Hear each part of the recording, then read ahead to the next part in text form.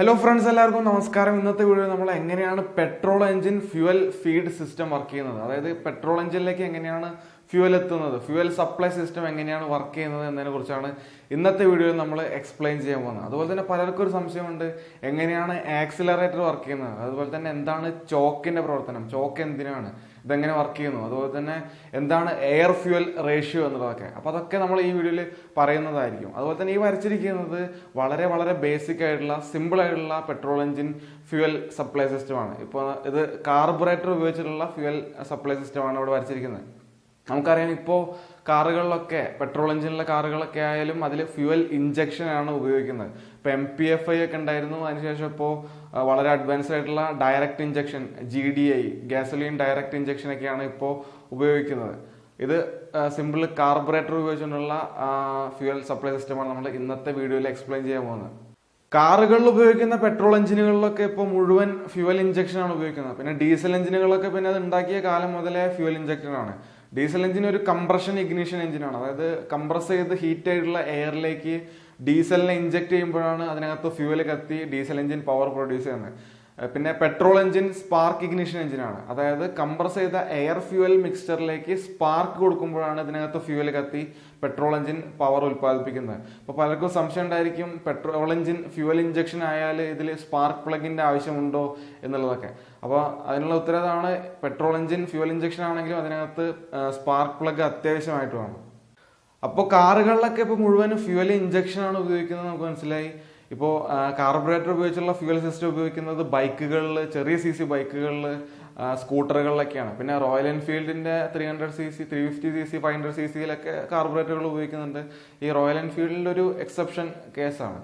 അപ്പോൾ ബാക്കിയുള്ള ചെറിയ CC വാഹനങ്ങളിലൊക്കെയാണ് ഇപ്പോൾ കാർബറേറ്റർ ഉപയോഗിക്കുന്നത്. ഇനി ഇപ്പോൾ ഉപയോഗിക്കുന്ന കാർബറേറ്റർ ഉപയോഗിക്കുന്ന ഈ ചെറിയ വാഹനങ്ങളൊക്കെ ഇനി വരുന്ന കാലത്ത് ഫ്യൂവൽ ഇഞ്ചക്ഷനിലേക്ക് മാറും. കാരണം ഇപ്പോൾ എമിഷൻ നോംസ് ഒക്കെ വളരെ വളരെ സ്ട്രിക്റ്റ് വരികയാണ്. ഇപ്പോൾ BS4 മാറി ഇനി BS6 വരികയാണ്.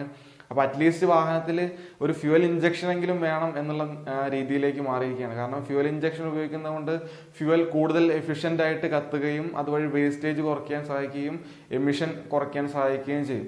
അപ്പോൾ അറ്റ്ലീസ്റ്റ് ഒരു വാഹനത്തിൽ ഫ്യൂവൽ ഇഞ്ചക്ഷൻ എങ്കിലും വേണം എന്നുള്ള രീതിയിലേക്ക് ഇപ്പോൾ മാനുഫാക്ചറർ നിർബന്ധിതരായിക്കൊണ്ടിരിക്കുകയാണ്.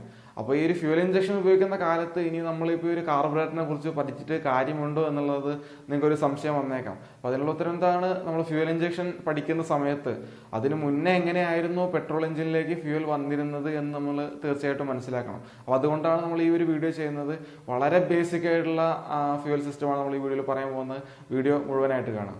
ഇപ്പോൾ ഇവിടെ വരച്ചിരിക്കുന്നതിൽ ഇതാണ് കാർബറേറ്റർ, ഇത്രയും ഭാഗമാണ് കാർബറേറ്റർ. ഈ വരച്ചിരിക്കുന്നതിന്റെ വലിപ്പം കണ്ട് നിങ്ങൾ തെറ്റിദ്ധരിക്കരുത്, ഇത്ര വലിപ്പം ഉണ്ടായിരിക്കില്ല, കാർബറേറ്റർ ചെറുതായിരിക്കും. ഇപ്പൊ നമ്മൾ കാര്യമായിട്ട് ഈ ഒരു വീഡിയോയിൽ എക്സ്പ്ലെയിൻ ചെയ്യുന്നത് ഈ ഒരു കാർബറേറ്ററിനെ കുറിച്ചാണ്. അതുകൊണ്ടാണ് ഈ ഇത്ര വലുതാക്കി വരച്ചിരിക്കുന്നത്. ഈ വരച്ചിരിക്കുന്നത് സിമ്പിൾ കാർബറേറ്റർ ആണ്. സിമ്പിൾ കാർബറേറ്റർ ഏറ്റവും ആദ്യം നിർമ്മിച്ച ടൈപ്പ് കാർബറേറ്റർ ആണ്.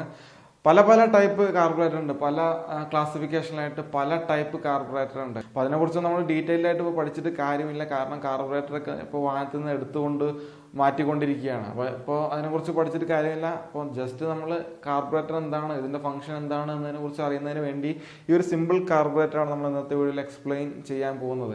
കാർബറേറ്ററിന്റെ എല്ലാ കാർബറേറ്ററിന്റെയും വർക്കിംഗ് പ്രിൻസിപ്പിൾ ഒന്ന് തന്നെയാണ്. അപ്പോൾ നമ്മൾ ഏതെങ്കിലും ഒന്ന് പഠിച്ചു കഴിഞ്ഞാൽ എല്ലാത്തിൻ്റെയും വർക്കിംഗ് നമുക്ക് മനസ്സിലാവും. ഇത് ഏറ്റവും ആദ്യം നിർമ്മിച്ച ടൈപ്പ് കാർബറേറ്റർ ആണ്. ഈ ടൈപ്പ് അല്ല ഇപ്പോൾ വാഹനങ്ങളിൽ ഉപയോഗിക്കുന്നത്. പെട്രോൾ എന്നത് ഹൈലി വോളറ്റൈൽ ആയിട്ടുള്ള ഒരു ലിക്വിഡ് ആണ്. അതായത് പെട്രോൾ പെട്ടെന്ന് തന്നെ വേപ്പറായി പോകും. അപ്പോൾ നിങ്ങൾ കണ്ടോ, പെട്രോളൊക്കെ ഒരു തുള്ളി എവിടെയെങ്കിലും ആയിക്കഴിഞ്ഞാൽ പെട്ടെന്ന് തന്നെ അത് ആവിയായി പോകുന്നത്. പെട്രോളിന്റെ ഈ ഒരു പ്രത്യേകതയാണ് നമ്മൾ ഈ ഒരു ഫ്യൂവൽ സിസ്റ്റത്തിൽ ഉപയോഗപ്പെടുത്തുന്നത്. ഇനി നമുക്ക് ഇതിന്റെ വർക്കിങ്ങിലേക്ക് വരാം. ഏതൊരു ഫ്യൂവൽ സപ്ലൈ സിസ്റ്റത്തിന്റെയും ആദ്യത്തെ ഭാഗം അത് ഫ്യൂവൽ ടാങ്ക് ആയിരിക്കും. ഫ്യൂവൽ ടാങ്ക് എന്തിനാണ് ഉപയോഗിക്കുന്നത് നമുക്കറിയാം, ഫ്യൂവലിനെ സ്റ്റോർ ചെയ്ത് വെക്കാനാണ് ഫ്യൂവൽ ടാങ്ക് ഉപയോഗിക്കുന്നത്. ഇനി അടുത്ത ഭാഗമാണ് ഫ്യൂവൽ ഫിൽട്ടർ. ഫ്യൂവൽ ഫിൽട്ടർ ആ പേര് പറയുന്ന പോലെ തന്നെ ഫ്യൂവലിനെ ഫിൽട്ടർ ചെയ്യാനാണ് ഫ്യൂവൽ ഫിൽട്ടർ ഉപയോഗിക്കുന്നത്. കാരണം ഫ്യൂവലിൽ എന്തെങ്കിലും ഇമ്പ്യൂരിറ്റീസ് ഉണ്ടായിരിക്കും, ഡസ്റ്റ് പാർട്ടിക്കിൾസോ അല്ലെങ്കിൽ ടാങ്കിൽ നിന്ന് കിട്ടുന്ന എന്തെങ്കിലും റസ്റ്റോ അതൊക്കെ ഈ ഒരു ഫ്യൂവലിൽ മിക്സ് ആയി കഴിഞ്ഞാൽ അതിനൊക്കെ ഫിൽട്ടർ ചെയ്ത് ഒഴിവാക്കാനാണ് ഈ ഒരു ഫ്യൂവൽ ഫിൽട്ടർ ഇവിടെ കൊടുത്തിരിക്കുന്നത്. ഇനി അടുത്തൊരു പ്രധാനപ്പെട്ട ഭാഗമാണ് ഫ്യൂവൽ പമ്പ്. ഫ്യൂവൽ പമ്പ് എന്താ ചെയ്യുന്നത് വെച്ചാൽ ടാങ്കിൽ നിന്ന് ഈ ഒരു ഫ്യൂവലിനെ വലിച്ചെടുക്കും, അതിന്റെ പ്രഷർ കൂട്ടും, അതിനുശേഷം സപ്ലൈ ചെയ്യും. അപ്പോൾ ഈ സിസ്റ്റത്തിൽ പ്രഷർ മെയിൻറ്റെയിൻ ചെയ്യുന്ന ഒരാളാണ് ഫ്യൂവൽ പമ്പ്. ഇപ്പോൾ ബൈക്കുകളിലൊന്നും ഫ്യൂവൽ പമ്പ് ഉണ്ടായിരിക്കില്ല. കാരണം ബൈക്കുകളിൽ ഗ്രാവിറ്റി ഫ്യൂവൽ ഫീഡ് സിസ്റ്റമാണ് ഉപയോഗിക്കുന്നത്. അതായത് ബൈക്കുകളിൽ നിങ്ങൾക്കറിയാം ടാങ്ക് മുകളിലും കാർബറേറ്റർ അടിയിലുമായിരിക്കും ഉണ്ടായിരിക്കുക. അപ്പോൾ ഗ്രാവിറ്റി വഴി ഫ്യൂവൽ ഈസി ആയിട്ട് താഴത്തേക്ക് ഫ്ലോ ചെയ്യും. അപ്പോൾ അവിടെ പമ്പിന്റെ യാതൊരു ആവശ്യമില്ല. പക്ഷെ കാറുകളിൽ നിങ്ങൾ അറിയാം, ടാങ്ക് പിന്നിലായിരിക്കും, എഞ്ചിൻ മുന്നിലായിരിക്കും. അതുപോലെ തന്നെ ടാങ്ക് ഒരു ലോവർ ലെവലിലായിരിക്കും. അപ്പോൾ ഈ ഒരു പിന്നിലുള്ള ടാങ്കിൽ നിന്ന് മുന്നിലേക്ക് ഫ്യൂവൽ എത്തണമെങ്കിൽ അവിടെ പ്രഷർ ആവശ്യമായിട്ട് വരും. അപ്പോൾ കാറുകളിലൊക്കെ ഫ്യൂവൽ പമ്പ് അത്യാവശ്യമാണ്. ഇനി അടുത്ത പ്രധാനപ്പെട്ട ഭാഗമാണ് കാർബറേറ്റർ. കാർബറേറ്ററിന്റെ വർക്കിങ്ങിലേക്ക് വരുന്നതിന് മുന്നേ എന്താണ് ഇതിന്റെ ഫംഗ്ഷൻ, എന്തിനാണ് ഒരു ഫ്യൂവൽ സിസ്റ്റത്തിൽ കാർബറേറ്റർ കൊടുക്കുന്നത് എന്നതിനെ കുറിച്ച് ആദ്യം പഠിക്കാം. നമുക്കറിയാം, ഒരു പെട്രോൾ എഞ്ചിനിലേക്ക് എയർ ഫ്യൂവൽ മിക്സ്ചർ ആണ് സപ്ലൈ ചെയ്യുന്നത്. അതായത് ഏതൊരു ഫ്യൂവൽ കത്താനും അവിടെ ഓക്സിജൻ വേണം. ഓക്സിജൻ കിട്ടാൻ നമ്മൾ എയർ അതിനകത്തേക്ക് സപ്ലൈ ചെയ്യണം. അപ്പോൾ ഒരു പെട്രോൾ എഞ്ചിനിലേക്ക് നമ്മൾ എയർ ഫ്യൂവൽ മിക്സ്ചർ ആണ് സപ്ലൈ ചെയ്യുന്നത് എന്ന് മനസ്സിലാക്കുക. അപ്പോൾ അതായത് എയറിനെയും ഫ്യൂവലിനെയും മിക്സ് ചെയ്ത് ഗ്യാസ് ഫോമിലുള്ള ഫ്യൂവലാണ് എഞ്ചിനകത്തേക്ക് കടക്കുന്നത്. അപ്പോൾ ഈ ഒരു എയറിനെയും ഫ്യൂവലിനെയും തമ്മിൽ മിക്സ് ചെയ്യാനാണ് നമ്മൾ കാർബറേറ്റർ എന്ന് പറയുന്ന ഡിവൈസ് ഉപയോഗിക്കുന്നത്. കാർബറേറ്റർ എയറിനെയും ഫ്യൂവലിനെയും തമ്മിൽ മിക്സ് ചെയ്ത് ഹൈലി കമ്പസ്റ്റബിൾ ആയിട്ടുള്ള മിക്സ്ചർ, എയർ ഫ്യൂവൽ മിക്സ്ചർ ഉണ്ടാക്കും. അതിനുശേഷം ആ ഒരു എയർ ഫ്യൂവൽ മിക്സ്ചറിനെ ഈ ഒരു എഞ്ചിനിലേക്ക് സപ്ലൈ ചെയ്യും. അതാണ് ഈ ഒരു കാർബറേറ്ററിന്റെ ഏറ്റവും പ്രധാനപ്പെട്ട ഫംഗ്ഷൻ. എയർ ഫ്യൂവൽ മിക്സ്ചർ ഉണ്ടാക്കുക, എയറിനെയും ഫ്യൂവലിനെയും തമ്മിൽ മിക്സ് ചെയ്യുക. ഈ കാർബറേറ്റർ ഈ ഒരു എയറിനെയും ഫ്യൂവലിനെയും തമ്മിൽ മിക്സ് ചെയ്യുന്ന ഒരു പ്രോസസ്സിനെ കാർബുറേഷൻ എന്ന് പറയും. അതുപോലെ തന്നെ എഞ്ചിനിലേക്ക് വരുന്ന എയർ ഫ്യൂവൽ മിക്സ്ചറിന്റെ എയർ ഫ്യൂവൽ റേഷ്യോ അത് എല്ലാ സമയത്തും ഒരു എഞ്ചിന് ഒരേപോലെയല്ല ആവശ്യം വരുന്നത്. അതായത് എഞ്ചിന്റെ ലോഡ് വേരി ചെയ്യുന്നതിനനുസരിച്ച് ആ എഞ്ചിനിലേക്ക് വേണ്ട എയർ ഫ്യൂവൽ റേഷ്യോ മാറ്റം വരണം. അപ്പോൾ ഓരോ എഞ്ചിൻ ലോഡിനനുസരിച്ച് ആ എഞ്ചിനിലേക്ക് വേണ്ട എയർ ഫ്യൂവൽ റേഷ്യോനെ കറക്റ്റ് ചെയ്യുക. ആ ഏത് എയർ ഫ്യൂവൽ റേഷ്യോ ആണോ എഞ്ചിനിലേക്ക് വേണ്ടത് ആ റേഷ്യോയിൽ എയർ ഫ്യൂവൽ മിക്സ് ചെയ്യുക, ആക്യുറേറ്റ് ആയിട്ട് മിക്സ് ചെയ്യുക, അതിനുശേഷം സപ്ലൈ ചെയ്യുക. അതാണ് ഈ ഒരു കാർബറേറ്ററിന്റെ രണ്ടാമത്തെ ഫംഗ്ഷൻ. എന്താണ് എയർ ഫ്യൂവൽ റേഷ്യോ എന്നുള്ളത് ഡീറ്റെയിൽ ആയിട്ട് പറയാം. ഇനി മൂന്നാമത്തെ ഫംഗ്ഷൻ എന്ന് വെച്ചാൽ എഞ്ചിന്റെ സ്പീഡിനെ കൺട്രോൾ ചെയ്യുക. അതും ഒരു കാർബറേറ്ററിന്റെ ഫംഗ്ഷനാണ്. ഇനി അടുത്തൊരു വളരെ പ്രധാനപ്പെട്ട ടോപ്പിക്കാണ് air fuel ratio. Air fuel ratio എന്ന് പറയുന്നത് എയറും ഫ്യൂവലും തമ്മിലുള്ള റേഷ്യോ, എയറും ഫ്യൂവലും തമ്മിലുള്ള അനുപാതത്തിനെയാണ് എയർ ഫ്യൂവൽ റേഷ്യോ എന്ന് പറയുന്നത്. എയർ ഫ്യൂവൽ റേഷ്യോ കാണാനുള്ള ഇക്വേഷൻ എന്താണെന്ന് വെച്ചാൽ mass of air divided by mass of fuel. അങ്ങനെയാണ് എയർ ഫ്യൂവൽ റേഷ്യോ കാണുന്നത്. ഇനി അടുത്ത ടോപ്പിക്കാണ് സ്റ്റോക്കിയോമെട്രിക് റേഷ്യോ. സ്റ്റോക്കിയോമെട്രിക് റേഷ്യോ എന്ന് പറയുന്നത് കെമിക്കലി കറക്റ്റ് ആയിട്ടുള്ള എയർ ഫ്യൂവൽ റേഷ്യോനെയാണ് സ്റ്റോക്കിയോമെട്രിക് റേഷ്യോ എന്ന് പറയുന്നത്. പെട്രോൾ എഞ്ചിന്റെ കാര്യത്തിൽ, അതായത് പെട്രോൾ ഫ്യൂവലിന്റെ കാര്യത്തിൽ 14.7:1 ആണ് സ്റ്റോക്കിയോമെട്രിക് റേഷ്യോ. ഇത് ഡീസൽ എഞ്ചിന്റെ കാര്യത്തിൽ 14.5:1 ആണ് ഡീസൽ എഞ്ചിനിൽ. പെട്രോൾ എഞ്ചിനിൽ 14.7:1 ആണ്. അതായത് ഈ ഒരു റേഷ്യോയിലുള്ള ഫ്യൂവൽ നമ്മൾ എഞ്ചിനകത്തേക്ക് സപ്ലൈ ചെയ്ത് കഴിഞ്ഞാൽ ആ ഫ്യൂവൽ കംപ്ലീറ്റ് ആയിട്ട് കത്തും. യാതൊരു വേസ്റ്റേജും ഉണ്ടായിരിക്കില്ല, കംപ്ലീറ്റ് ആയിട്ട് കത്തും. സ്റ്റോക്കിയോമെട്രിക് റേഷ്യോയിലുള്ള ഫ്യൂവൽ കംപ്ലീറ്റ് ആയിട്ട് കത്തും എന്ന് മനസ്സിലാക്കാം. ഈ ഒരു റേഷ്യോന്റെ അർത്ഥം എന്താണെന്ന് വെച്ചാൽ ഇവിടെ ഒരു പാർട്ട് ഫ്യൂവലിന് 14.7 പാർട്ട് എയർ ഉണ്ട് എന്നാണ് അതിന്റെ അർത്ഥം. അതായത് ഒരു പാർട്ട് ഫ്യൂവൽ കംപ്ലീറ്റ് കത്താൻ നമ്മൾ 14.7 പാർട്ട് എയർ സപ്ലൈ ചെയ്യേണ്ടതായിട്ട് വരും. ഇതാണ് കെമിക്കലി കറക്റ്റ് ആയിട്ടുള്ള എയർ ഫ്യൂവൽ റേഷ്യോ. പക്ഷെ എപ്പോഴും എഞ്ചിന് അകത്തേക്ക് സ്റ്റോക്കിയോമെട്രിക് റേഷ്യോയിലുള്ള ഫ്യൂവൽ അല്ല എത്തുന്നത്. ഇനി അടുത്ത ടൈപ്പ് എയർ ഫ്യൂവൽ റേഷ്യോ ആണ് റിച്ച് റേഷ്യോ അല്ലെങ്കിൽ റിച്ച് മിക്സ്ചർ എന്ന് പറയും. റിച്ച് മിക്സ്ചർ എന്ന് പറയുന്നത് സ്റ്റോക്കിയോമെട്രിക് റേഷ്യോയേക്കാൾ കുറഞ്ഞ റേഷ്യോ ഉള്ള എയർ ഫ്യൂവൽ മിക്സ്ചറിനെയാണ് റിച്ച് മിക്സ്ചർ എന്ന് പറയുന്നത്. ഇപ്പോൾ ഉദാഹരണത്തിന് നമ്മൾ 12:1 എന്നുള്ളത് എടുക്കുക. അതായത് ഈ റേഷ്യോനേക്കാൾ കുറവാണെങ്കിൽ അതിനെ റിച്ച് മിക്സ്ചർ എന്ന് പറയുന്നു. അപ്പോൾ നമ്മൾ എക്സാമ്പിൾ ആയിട്ട് ഇവിടെ 12:1 എന്നുള്ള റേഷ്യോ എടുക്കാം. റിച്ച് മിക്സ്ചറിന്റെ പ്രത്യേകത എന്താണെന്ന് വെച്ചാൽ ഇതിൽ ഫ്യൂവലിന്റെ അളവ് കൂടുതലായിരിക്കും. അതായത് സ്റ്റോക്കിയോമെട്രിക് റേഷ്യോനെ അപേക്ഷിച്ച് ഈ റിച്ച് മിക്സ്ചറിൽ ഫ്യൂവലിന്റെ അളവ് കൂടുതലായിരിക്കും. അതുകൊണ്ട് തന്നെ കൂടുതൽ പവർ വേണ്ട സമയത്താണ് നമ്മൾ ഈ ഒരു റിച്ച് മിക്സ്ചർ സപ്ലൈ ചെയ്യുന്നത്. റിച്ച് മിക്സ്ചർ കംപ്ലീറ്റ് കത്തില്ല, കാരണം അവിടെ എയറിന്റെ അളവ് കുറവാണ്, ഫ്യൂവലിന്റെ അളവ് കൂടുതലാണ്. സ്റ്റോക്കിയോമെട്രിക് റേഷ്യോ കുറവായതുകൊണ്ട് തന്നെ അത് കംപ്ലീറ്റ് ആയിട്ട് ഈ ഒരു ഫ്യൂവൽ കത്തില്ല, ഫ്യൂവൽ വേസ്റ്റ് ആവും. പക്ഷെ കൂടുതൽ പവർ വേണ്ട സമയത്ത് ആണ് നമ്മൾ ഈ റിച്ച് മിക്സ്ചർ എഞ്ചിനകത്തേക്ക് സപ്ലൈ ചെയ്യുന്നത്. ഉദാഹരണത്തിന് എഞ്ചിൻ സ്റ്റാർട്ട് ചെയ്യുന്ന സമയത്ത്, എഞ്ചിൻ ഐഡിൽ ചെയ്യുന്ന സമയത്ത്, കയറ്റം കയറുന്ന സമയത്ത്, നമ്മൾ ഫുൾ ത്രോട്ടിൽ കൊടുക്കുന്ന സമയത്ത്, ഇങ്ങനെ പെട്ടെന്ന് പവർ വേണ്ട സമയത്തൊക്കെയാണ് നമ്മൾ ഈ ഒരു റിച്ച് മിക്സ്ചറിനെ എഞ്ചിനകത്തേക്ക് സപ്ലൈ ചെയ്യുന്നത്. റിച്ച് മിക്സ്ചർ കംപ്ലീറ്റ് ബേൺ ചെയ്യില്ല, അതുകൊണ്ട് തന്നെ ഫ്യൂവൽ കുറെ വേസ്റ്റ് ആയി പോവും. അത് ഫ്യൂവൽ എഫിഷ്യൻസി കുറയാൻ കാരണമാവും. അപ്പോൾ ഈ റിച്ച് മിക്സ്ചർ കത്തിക്കഴിഞ്ഞാൽ അവിടെ പൊല്യൂഷൻ, എമിഷൻ കൂടുതലായിരിക്കും. അടുത്ത ടൈപ്പ് എയർ ഫ്യൂൽ റേഷ്യോ ആണ് ലീൻ റേഷ്യോ അല്ലെങ്കിൽ ലീൻ മിക്സ്ചർ. ഈ ലീൻ മിക്സ്ചറിന്റെ പ്രത്യേകത എന്ന് വെച്ചാൽ സ്റ്റോക്കിയോമെട്രിക് റേഷ്യോയേക്കാൾ കൂടിയ റേഷ്യോനെയാണ് നമ്മൾ ലീൻ മിക്സ്ചർ എന്ന് പറയുന്നത്. അതായത് ഇതിൽ എയറിൻ്റെ അളവ് കൂടുതലായിരിക്കും. ഇപ്പോൾ നമ്മൾ എക്സാമ്പിളായിട്ട് 17:1 എന്നുള്ളത് എടുക്കാം. ഇതിൽ എയറിൻ്റെ അളവ് കൂടുതലായിരിക്കും, ഫ്യൂവൽ കുറവുമായിരിക്കും. ഇതിനെയാണ് ലീൻ മിക്സർ എന്ന് പറയുന്നത്. ഈ ലീൻ മിക്സർ നമ്മൾ എഞ്ചിനിലേക്ക് സപ്ലൈ ചെയ്യുന്നത് എഞ്ചിനിലുള്ള ലോഡ് വളരെ കുറവായിരിക്കുന്ന സമയത്താണ്. അതായത് എഞ്ചിൻ സ്മൂത്ത് ആയിട്ട് റൺ ചെയ്യുന്ന സമയത്താണ് നമ്മൾ ലീൻ മിക്സർ എഞ്ചിനിലേക്ക് സപ്ലൈ ചെയ്യുന്നത്. ലീൻ മിക്സർ കൊടുക്കുന്നത് കൊണ്ട് കൂടുതൽ ഫ്യൂവൽ എഫിഷ്യൻസി കിട്ടും. കാരണം അവിടെ ഫ്യൂവലിൻ്റെ അളവ് കുറവാണ്, അതുകൊണ്ട് തന്നെ മൈലേജ് കൂടുതൽ കിട്ടും ലീൻ മിക്സർ സപ്ലൈ ചെയ്ത് കഴിഞ്ഞാൽ. ഇനി നമുക്ക് കാർബറേറ്ററിന്റെ വർക്കിങ്ങിലേക്ക് വരാം. കാർബറേറ്ററിന്റെ വർക്കിംഗ് പ്രിൻസിപ്പിൾ എന്ന് പറയുന്നത് ബെർണോളിസ് തിയറമാണ്. ബെർണോളിസ് തിയറത്തിന്റെ തിയറിയിലേക്ക് നമ്മൾ പറഞ്ഞ് ബോറടിപ്പിക്കുന്നില്ല. അതിന്റെ ഒരു എക്സാമ്പിൾ വെച്ച് അതിനെ പറഞ്ഞുതരാം. ഇപ്പോൾ ഉദാഹരണത്തിന് നമ്മൾ ചെടി നനയ്ക്കുന്ന സമയത്തൊക്കെ ആ ഒരു ഹോസിന്റെ അറ്റത്ത്, ആ ഒരു ഹോസിന്റെ വായ്ഭാഗം കുറച്ച് അടച്ചു പിടിച്ചു കഴിഞ്ഞാൽ വെള്ളം കൂടുതൽ വെലോസിറ്റിയിൽ മുന്നോട്ട് പോകുന്നത് നിങ്ങൾ കണ്ടിട്ടുണ്ടാവും. ഇത് ബെർണോളിസ് തിയറത്തിന്റെ ഒരു എക്സാമ്പിൾ ആണ്. അതായത് എന്താ ഇവിടെ സംഭവിക്കുന്നത് വെച്ചാൽ, നമ്മൾ ആ ഒരു ഹോസിന്റെ പകുതി അടച്ചു കഴിഞ്ഞാൽ, അല്ലെങ്കിൽ ആ ഒരു ഹോസിന്റെ വായുഭാഗത്തിന്റെ ഏരിയ കുറച്ച് കഴിഞ്ഞാൽ എന്താ സംഭവിക്കുക വെച്ചാൽ, ഏരിയ കുറയുമ്പോൾ ഒരു ഫ്ലൂയിഡിന്റെ പ്രഷർ കുറയും എന്ന് മനസ്സിലാക്കുക. അത് വളരെ കൺഫ്യൂസിംഗ് ആയിട്ടുള്ള ഒരു കാര്യമാണ്, ചിലർക്ക് സംശയം വരും.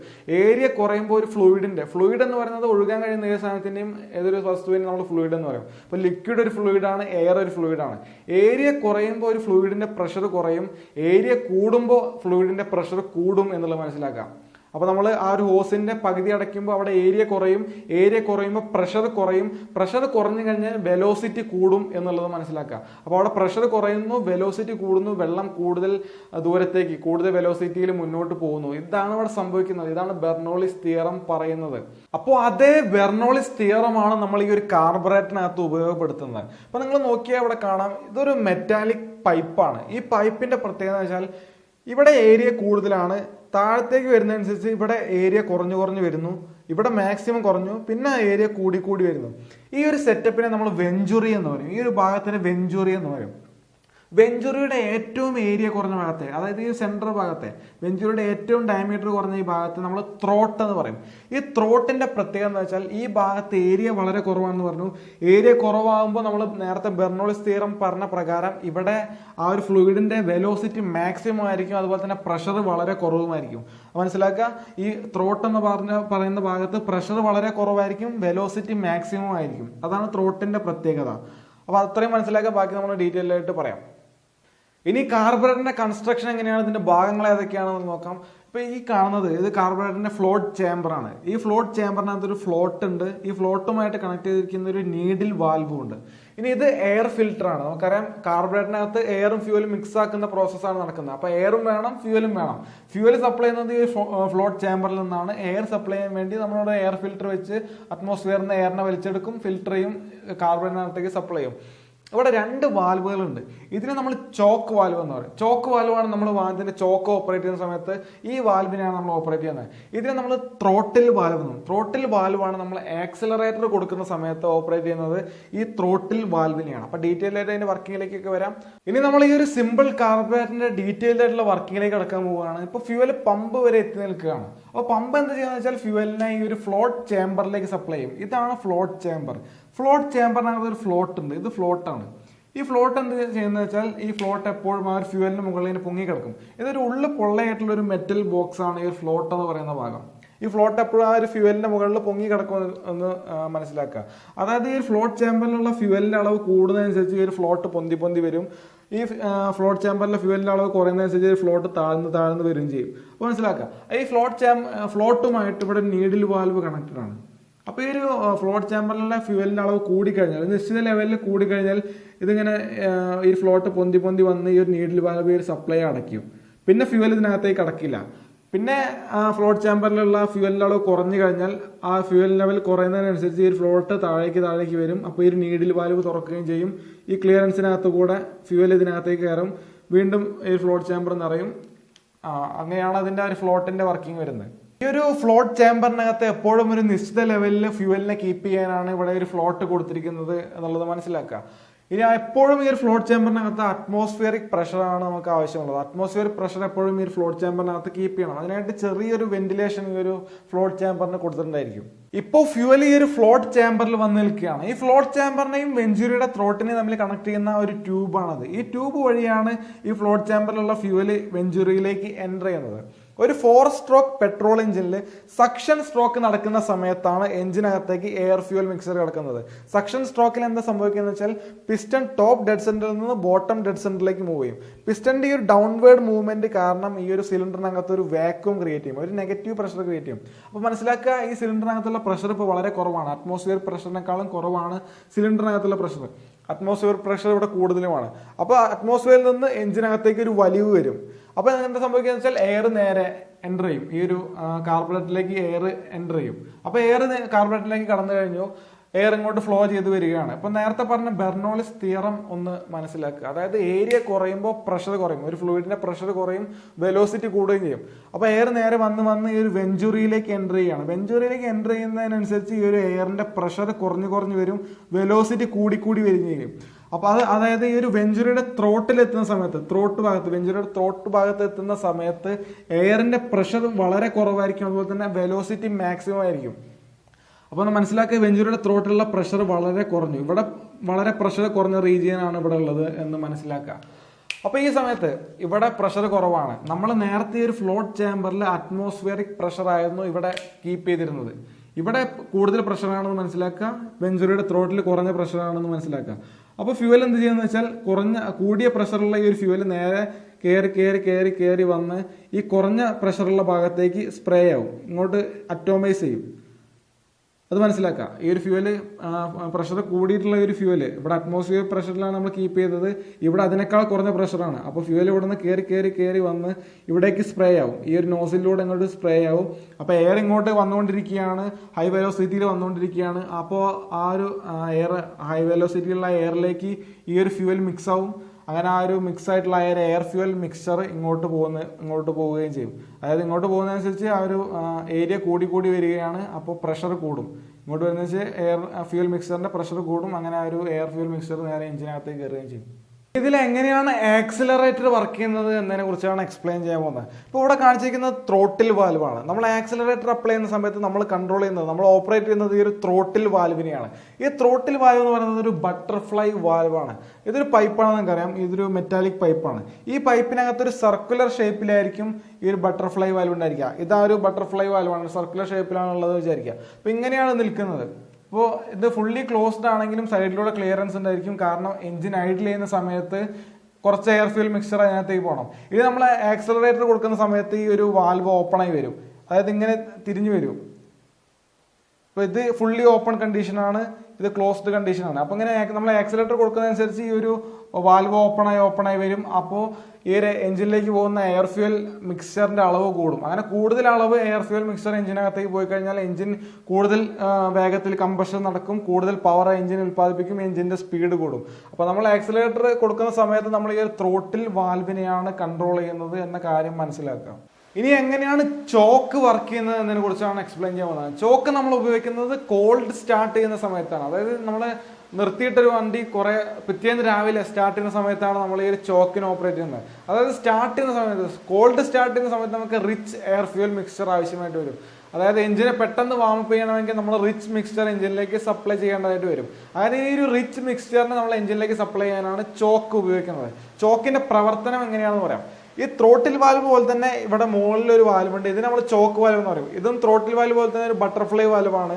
നമ്മൾ ചോക്ക് വലിക്കുന്ന സമയത്ത് ഈ ഒരു ബട്ടർഫ്ലൈ വാൽവ്, ഈ ഒരു ചോക്ക് വാൽവ് ക്ലോസ് ആവും. പറഞ്ഞാൽ കംപ്ലീറ്റ് ക്ലോസ് ആവില്ല, ക്ലിയറൻസ് ഉണ്ടാവും. അതായത് എയർ ഫ്ലോ കംപ്ലീറ്റ് നിൽക്കില്ല, കാരണം എയർ ഫ്ലോ കംപ്ലീറ്റ് വന്നു കഴിഞ്ഞാൽ പിന്നെ എഞ്ചിനകത്ത് കമ്പഷൻ നടക്കില്ല. അപ്പോൾ എയർ ഫ്ലോയെ ഒരുപാട് കുറയ്ക്കും, പിന്നെ കുറച്ച് എയർ ഫ്ലോയെ ഉണ്ടായിരിക്കുള്ളൂ താഴത്തേക്ക് എന്നുള്ളത് മനസ്സിലാക്കാം. ഈ ഒരു ചോക്ക് വാൽവ് ഇങ്ങനെ അടഞ്ഞു കഴിഞ്ഞാൽ എയർ ഫ്ലോ വളരെ കുറവായിരിക്കും എന്ന് മനസ്സിലാക്കാം. അപ്പോൾ നമ്മൾ നോർമൽ എഞ്ചിൻ സ്റ്റാർട്ട് ചെയ്തു, പിസ്റ്റൺ താഴത്തേക്ക് പോയി, ഫസ്റ്റ് സ്ട്രോക്കാണ്, സക്ഷൻ സ്ട്രോക്കാണ്. പിസ്റ്റൺ TDSയിൽ നിന്ന് BDSയിലേക്ക് പോയി, വാക്വം ഉണ്ടായി. ആ വാക്വം നേരെ കാർബറേറ്ററിലേക്ക് ആക്ട് ചെയ്യും. പക്ഷേ ഈ വാക്വത്തിന് വലിച്ചെടുക്കാൻ ഇവിടെ എയറിന്റെ അളവ് കുറവാണ്, കാരണം അധികം എയറിനെ കൊണ്ട് വലിച്ചെടുക്കാൻ കഴിയുന്നില്ല. കാരണം ഈ ചോക്ക് വാൽവുകളുടെ ഓൾമോസ്റ്റ് ക്ലോസ് ആണ്, എയർ വരുന്ന അളവ് വളരെ കുറവാണ്. അപ്പൊ അധികം എയറിനെ ഈ ഒരു വാക്വത്തിന് വലിച്ചെടുക്കാൻ സാധിക്കില്ല. അപ്പൊ വാക്വം എന്താ ചെയ്യുക വെച്ചാൽ കൂടുതൽ ഫ്യൂവലിനെ ഇങ്ങോട്ട് വലിച്ചെടുക്കും, അതായത് കൂടുതൽ ഫ്യൂവൽ ഇങ്ങോട്ട് സപ്ലൈ ചെയ്യും. ഈ ഇവിടെയുള്ള കൂടുതൽ വാക്വം കാരണം കൂടുതൽ ഫ്യൂവൽ ഇങ്ങോട്ട് സപ്ലൈ ആവുകയും റിച്ച് മിക്സ്ചർ ഫോം ചെയ്ത ആ റിച്ച് മിക്സ്ചർ എഞ്ചിനിലേക്ക് സപ്ലൈ ആവുകയും ചെയ്യും. അതുപോലെ തന്നെ ഈ ഒരു സക്ഷൻ സ്ട്രോക്കിൽ എഞ്ചിനകത്ത് രൂപപ്പെടുന്ന ആ ഒരു വാക്വത്തിന്റെ അടിസ്ഥാനത്തിലാണ് ഈ ഒരു കാർബറേറ്റർ എയർ ഫ്യൂൽ മിക്സ്ചറിനെ മിക്സ് ചെയ്യുന്നത്. എത്രയാണോ എഞ്ചിന്റെ ലോഡിനനുസരിച്ച് എഞ്ചിനിൽ ഉണ്ടാവുന്ന വാക്വം മാറി മാറി വരും. അപ്പോൾ ആ ഒരു വാക്വത്തിനനുസരിച്ചാണ് ഈ ഒരു carburettor air fuel ratio adjust ചെയ്യുന്നത് എന്ന കാര്യം മനസ്സിലാക്കുക. ഇനി കാർബറേറ്ററിന്റെ അഡ്വാൻറ്റേജുകളെയും ഡിസഡ്വാൻറ്റേജുകളെയും കുറിച്ച് പറയാം. ഇനി കാർബറേറ്ററിന്റെ അഡ്വാൻറ്റേജുകളെ കുറിച്ച് പറഞ്ഞിട്ട് പ്രത്യേകിച്ച് കാര്യമൊന്നുമില്ല, കാരണം കാർബറേറ്ററുകളൊക്കെ ഇനി ഉണ്ടാവില്ല, അതൊക്കെ ഇപ്പോൾ ഒഴിവാക്കിക്കൊണ്ടിരിക്കുകയാണ്. എന്നാലും അഡ്വാൻറ്റേജിനെ കുറിച്ച് പറയാം. കാർബറേറ്റർ വളരെ ചീപ്പായിട്ടുള്ള ഡിവൈസ് ആണ്. ഇത് വളരെ സിമ്പിൾ ആണ്. ഇത് റിപ്പയർ ചെയ്യാൻ വളരെ ഈസിയാണ്. ഇത് അത്ര റിപ്പയറിങ് കോസ്റ്റ് ഒന്നും വരില്ല. അതുപോലെ തന്നെ കാർബറേറ്റർ ട്യൂണിങ് വളരെ ഈസിയാണ്. അതായത് എയർ ഫ്യൂൽ റേഷ്യോ അഡ്ജസ്റ്റ് ചെയ്യാൻ വളരെ ഈസിയാണ് കാർബറേറ്ററിന്റെ കാര്യത്തിൽ. അപ്പോൾ അതൊക്കെ എയർ ഫ്യൂൽ റേഷ്യോ കൺട്രോൾ ചെയ്ത് അതിന്റെ ട്യൂൺ ചെയ്യാൻ വളരെ ഈസിയാണ് കാർബറേറ്റർ. പക്ഷേ ഇപ്പോൾ മോഡേൺ ഫ്യൂൽ ഇഞ്ചക്ഷൻ കാറുകളൊക്കെ ഫ്യൂൽ ഇഞ്ചക്ഷനൊക്കെ ട്യൂൺ ചെയ്യണമെങ്കിൽ ECU റീമാപ്പ് ചെയ്യണം. അത് നമുക്ക് സാധാരണക്കാർക്കും ചെയ്യാൻ കഴിയാത്തൊരു കാര്യമാണ്. അപ്പോൾ കാർബറേറ്ററിന്റെ ട്യൂണിങ് വളരെ വളരെ ഈസിയാണ്. പക്ഷേ മോഡേൺ ഫ്യൂൽ ഇഞ്ചക്ഷൻ വളരെ വളരെ കോംപ്ലിക്കേറ്റഡ് ആണ്. ഇനി ഈ ഒരു കാർബറേറ്ററിന്റെ ഡിസഡ്വാൻറ്റേജുകളെ കുറിച്ച് പറയാം. കാർബറേറ്ററിന്റെ ഡിസഡ്വാൻറ്റേജ് എന്ന് പറയുന്നത് ഇതൊരു പ്യുവർ മെക്കാനിക്കൽ ഡിവൈസ് ആണ്. ഇതിൽ യാതൊരുവിധ ഇലക്ട്രോണിക് കാര്യങ്ങൾ വരുന്നില്ല. അതുകൊണ്ട് അത് തീരെ എഫിഷ്യന്റ് അല്ല. ഈ എയർ ഫ്യൂൽ റേഷ്യോ മിക്സിംഗ് ഒന്നും അത്ര ആക്യുറേറ്റ് അല്ല ഒരു കാർബറേറ്റർ ചെയ്യുന്നത്. അതുകൊണ്ട് തന്നെ ഈ ഒരു ഫ്യൂൽ റേഷ്യോയിൽ ഫ്ലക്ച്വേഷൻ വരും. അത് എഞ്ചിന്റെ റണ്ണിങ്ങിനെ ബാധിക്കും. എഞ്ചിൻ അത്ര സ്മൂത്ത് റണ്ണിങ് ആയിരിക്കില്ല. അപ്പോൾ ഫ്യൂൽ ഇഞ്ചക്ഷനുള്ള വാഹനങ്ങളൊക്കെ വളരെ സ്മൂത്ത് ആയിരിക്കും. പക്ഷേ കാർബറേറ്ററുള്ള വാഹനങ്ങളിൽ കുറച്ചൊരു പവർ ഫ്ലക്ച്വേഷൻ വരാൻ സാധ്യത കൂടുതലാണ്. അതൊക്കെയാണ് കാർബറേറ്ററിന്റെ ഡിസഡ്വാൻറ്റേജ്. അതുപോലെ തന്നെ കാർബറേറ്ററിലെ ത്രോട്ടിൽ ലാഗ് കൂടുതലായിരിക്കും. ആ ഒരു ത്രോട്ടിൽ റെസ്പോൺസ് കുറവായിരിക്കും ഒരു കാർബറേറ്റർ എഞ്ചിന്. അപ്പോൾ ഇത്രയുമാണ് ഈ വീഡിയോയിൽ പറയാനുള്ളത്. കാര്യങ്ങളൊക്കെ ഏകദേശം മനസ്സിലായി എന്ന് പ്രതീക്ഷിക്കുന്നു. സംശയങ്ങളൊക്കെ കമന്റ് ചെയ്യുക. വീഡിയോ ഇഷ്ടപ്പെട്ട ലൈക്ക് ചെയ്യുക, ഷെയർ ചെയ്യുക, സബ്സ്ക്രൈബ് ചെയ്യുക. വീഡിയോ കണ്ടതിന് വളരെ നന്ദി.